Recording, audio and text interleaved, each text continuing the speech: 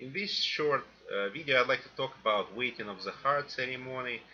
I'd like to explain what I think it really represented in the ancient Egypt.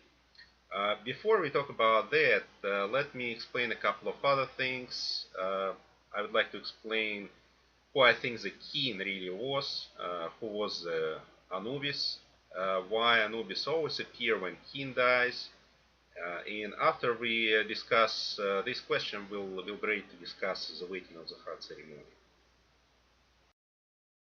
Now let's talk about the king and Anubis.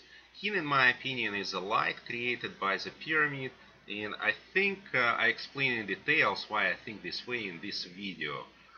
Anubis, in my opinion, is a shadow created by the pyramid. So if the light created by the pyramid, obviously all area around the pyramid will be well lit. But if the light disappears, in other words, the king dies, then the light from all other sources, like moon or some other pyramid, would fall on the sides of the pyramid and reflect to the ground, creating maybe image similar to jackal ears. And in my opinion, this is what ancient Egyptians really called Anubis. So when the king leaves, in other words, there is a light over the pyramid, there is no Anubis. When the king dies, then Anubis appears on the ground.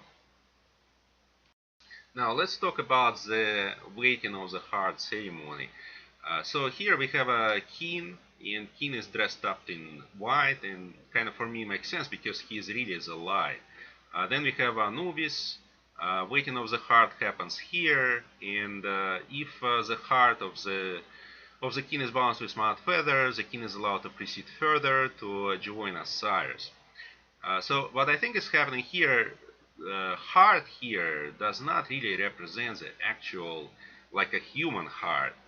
Heart, in my opinion, is what is placed inside of the pyramid to the coffer to create, for a pyramid to create the light. This basically represents the fuel to create the light over the pyramid. And instructions how to create that fuel is represented by Ma'at feather.